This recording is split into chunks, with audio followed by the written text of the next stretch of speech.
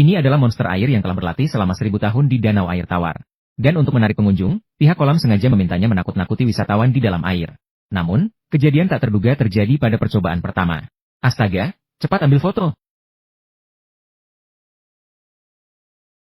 Menghadapi situasi ini, kedua orang itu ingin segera pergi. Saat itu, monster air kembali menerjang. Dalam kepanikan, pria itu segera mengeluarkan pistol dari kotak.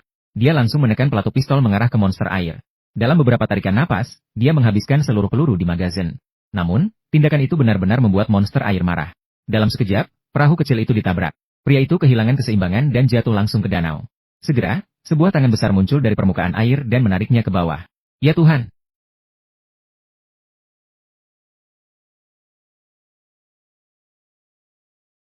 Setelah menerima laporan, pihak kolam segera datang ke lokasi. Pria itu sudah tenggelam. Wanita itu menggambarkan bagaimana mereka diserang oleh monster di danau. Meskipun tidak tahu apa itu. Namun, saat itu dia berhasil mengambil sebuah foto. Setelah pihak kolam pergi, pengelola segera datang ke tepi danau. Awalnya berpikir bisa mendapatkan keuntungan besar, tapi sekarang malah menyebabkan kematian. Monster air juga muncul dari danau dan berubah menjadi bentuk manusia. Kamu telah merusak segalanya. Orang itu menembak saya, jadi saya menyelesaikannya. Kamu telah membunuh seseorang. Dia punya senjata dan masih ingin membunuh saya.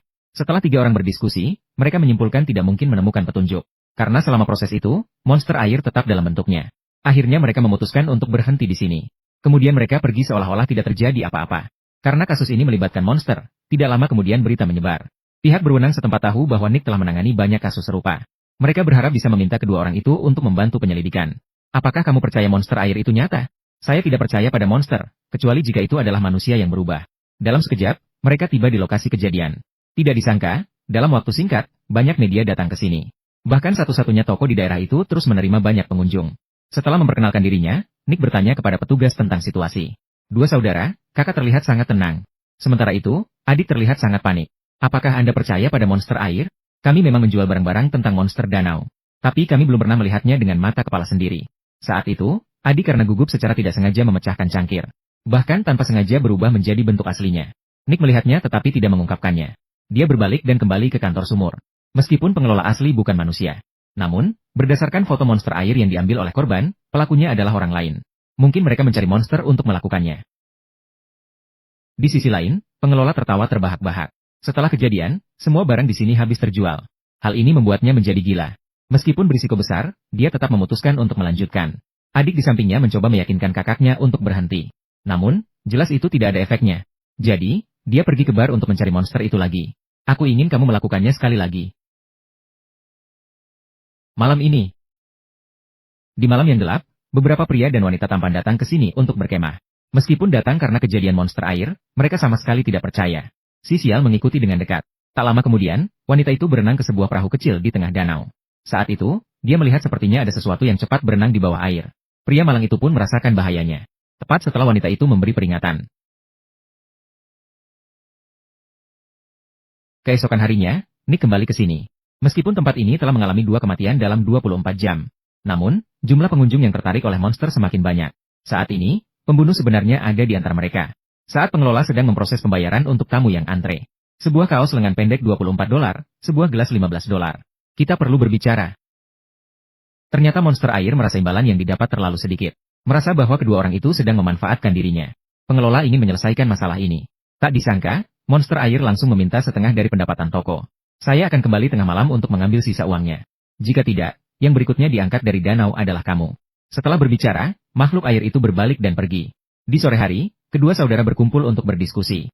Mereka baru menyadari bahwa makhluk air itu adalah orang yang tidak dapat diandalkan. Namun saat ini tidak ada cara lain.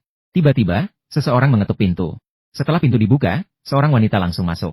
Kemudian dia langsung menyebutkan identitas makhluk dari kedua saudara itu. Dan menyatakan bahwa dia datang untuk menghabisi makhluk air itu. Melihat situasi ini, mereka tidak peduli apakah yang dikatakan wanita itu benar atau tidak. Lagi pula, mereka sedang khawatir tentang hal ini. Mereka memanfaatkan kesempatan untuk memberitahu bahwa makhluk air akan datang ke toko malam ini. Saya akan datang ke sini jam 11.30. Makhluk air sebaiknya muncul.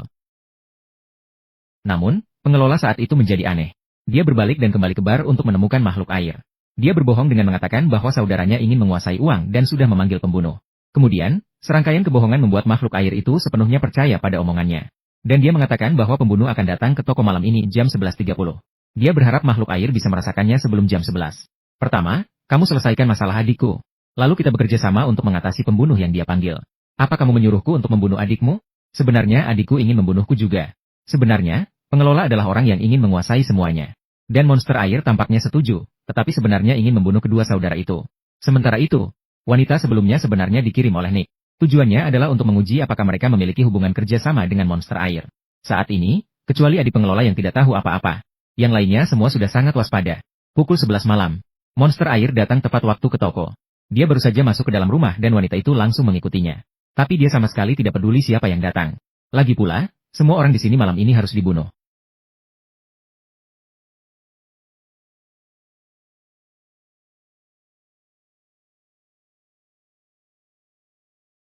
Melihat wanita itu, dalam sekejap dia berhasil mengatasi monster air.